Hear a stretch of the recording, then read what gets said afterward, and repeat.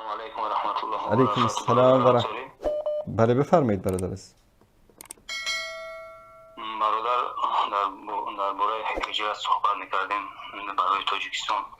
بازی در تاجیکستان مقاطع ریشان آمد روشن. در تاجیکستان از بغیر از مسجد در یگان جای دیگه نمازخانه ما نمیمونه. در تاجیکستان سطرهای خواهرامون، سطرهای مادرامون اگر چیز ظلمی که در حق مسلمانان، در حق برادرای مسلمانان که هستن، چیز خیلی که میفرشون کرده هستن. امیر میتونه گفته که یعنی هجرت در بالای ما فرض شدگیه یا نه؟ باشه چشم، در این مورد صحبت میکنم. تشکر از شما. سلامت باشید. برادر عزیز، یعنی من تعجب میکنم از بعضی از ملت ها محارم شما رو، زنت رو، دخترت رو، خواهرت رو، حجابش رو یک پلیس می از سرش بر می داره و تو همینطور نگاه بکن، بگو من هجرت میکنم. بزنید لط و پارش بکنید. من قتل دون عرضه فهو شهید. رسول الله صلی الله علیه و سلم کسی به خاطر ناموسش کشته بشه شهید است. به خاطر حجاب خواهرت، زنت، دخترت کشته بشی، شهید بشی، بهتر از این است که بری در کشور کفر در اونجا زندگی بکنی. حالا به کجا میخوای هجرت بکنید؟ مثلا به افغانستان؟ کسی به افغانستان هجرت میکنه؟ والا نمیکنه. چرا به روسیه هجرت میکنه؟ بخاطر پول، بخاطر کار، بخاطر زندگی. کسی به پاکستان هجرت میکنه؟ نمیکنه. هجرت میکنن به کجا؟ به کانادا. هجرت میکنن کجا؟ حالا ما مهاجر شدیم آلمان، مهاجر شدیم بلژیک، مهاجر شدیم هلند، مهاجر شدیم روسیه. بیستید در وطن، در مقابل ظلم و ستم بیستید. باور بکنید، من یعنی بارها گفتم، بازم تکرار میکنم، یک پلیسی در یک بازار بزرگی میاد یک دختر با حجاب تاجیک رو نگر میداره، میگه توی روسریت از سرت بردار، سترت بردار. و در اطراف اینها 200-300 تا مرد دیوس بی غیرت تاجیک داره نگاه میکنه. بزنید تیکه تیکه بکنید که نه بوتش به کسی برسه، نه لباسش به کسی برسه، نه کلاهش به کسی برسه. ببینید اگر بعد از اون حکومت اگر نیامده میتونه متوقف نکرد. از بیغیرتی اکثریت است که امروز سطر یک خواهر مسلمان ما رو در بازار، در کوچه، یک پلیس کثیف گرگ زده میه بر میداره و شما نگاه بکنید، ای تینجی باشد خیر سلامت نکنید، هجرت بکنید. تو بری کس چی کار داری؟ تو به نماز خواندن کس چی کار داری؟ چرا؟ همین الان مثلا در حکومت تاجیکستان چند هزار پلیس وجود دارد؟ 10,000 20,000 100,000 1 میلیون؟ خب 1 میلیون پلیس هم اگر وجود داشته باشد، آیا 1 میلیون پلیس در مقابل 9 میلیون دیگر، 8 میلیون دیگر چیکار میتواند بکند اگر 8 میلیون دست به دست هم بدن از عزت و شرف و ناموس و دین و عقیده خودشان دفاع بکنند؟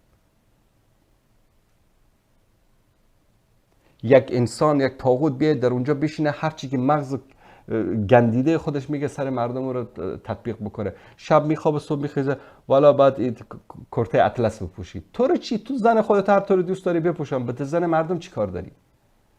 چی است که یک چیز به ما گفتن خیر است تینجی شود، جنگ نشود، چیز نشود، قبول کردیم. دیگه یک چیز مشکل، یک چیز دیگه خواستن، خیر است اینم قبول کردیم. یک چیز دیگه خواستن و اینم قبول کردیم. همینطور رفت.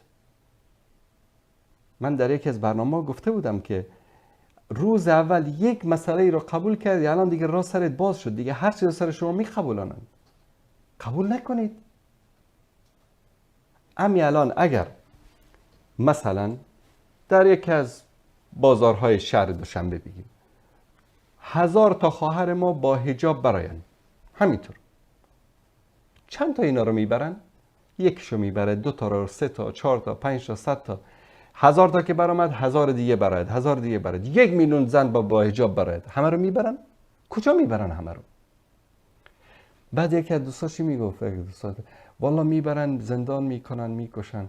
بله، امروز مردم غزه که در یک ماه 12-13 هزار شهید دادن، به خاطر چی دادن؟ به خاطر عزت دادن، به خاطر کرامت دادن، به خاطر شرف دادن. ما ملت تاجیک 2000 5000 10000 سال تاریخ داریم حساب نیست. الان چی داری؟ داشتیم حساب نیست. داریم حساب. الان چی داریم؟ الان یک گرگزده نوکر پوتین آمده بالای سر ما حکومت میکنه، هر چی که دلش خواست انجام میده، ما خیر است، چه مشکل ایجاد نشود.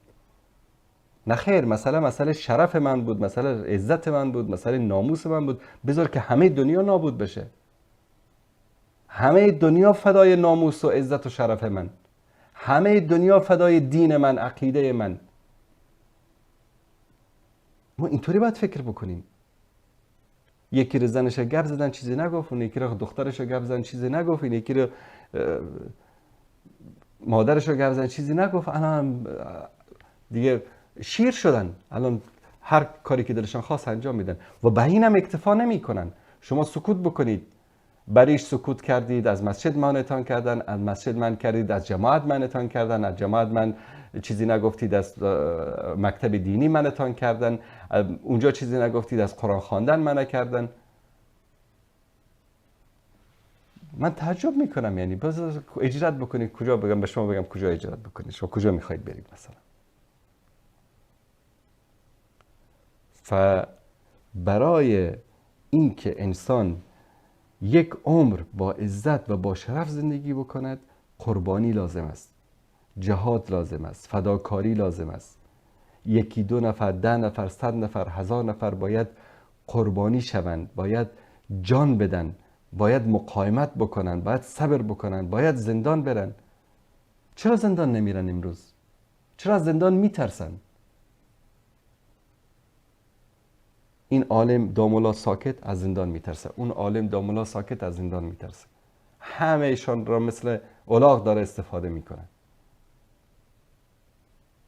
به خاطر عزت و شرافت و کرامت انسانی و اسلامی باید قربانی داد. بس که امروز مردم غزه داره، وگر این مردم غزه بگن که خلاص حکم اسرائیل رو قبول بکنن، خیابان‌های شیک، خانه‌های بلند، آب، برق، گاز، اینترنت، همه چیز مهیا، سینما، تئاتر، بازار، مارکت، همه چیز براشون مهیا میشه. اسرائیلی هم همینو میخوان. اما نه، به خاطر عزت و شرافت و کرامت خودشون دارن قربانی میدن. و شما فکر میکنید این بی نتیجه است؟ نه خیر، در نتیجه این قربانی ها رو خواهیم دید. ازبک ها قربانی دادن، جنگ نکردن، کودتا نکردن، انقلاب نکردن، اما قربانی دادن به خاطر دین. چقدر علمای ازبک شهید شدن، چقدر علمای ازبک زندان رفتن، چقدر جوانان ازبک قربانی دادن و اون قربانی ها هدر نرفت. خداوند کریموف رو از بین برد، میرزایوف آمد. کی باورش میشد که این 180 درجه در ازبکستان تغییرات ایجاد شود، این همه آزادی دینی برای مردم ایجاد شود؟ از سبب چی است؟ سبب او خونهایی که ریخته شد، سبب او انسانهایی که صبر کردن، جهاد کردن، مقاومت کردن، زندان رفتن، حق رو گفتن، ملت رو بیدار کردن. این تنصر الله ینصرکم، و خداوندم نصر و پیروزی خودش را می آورد، یا از راه جنگ یا از راه صلح.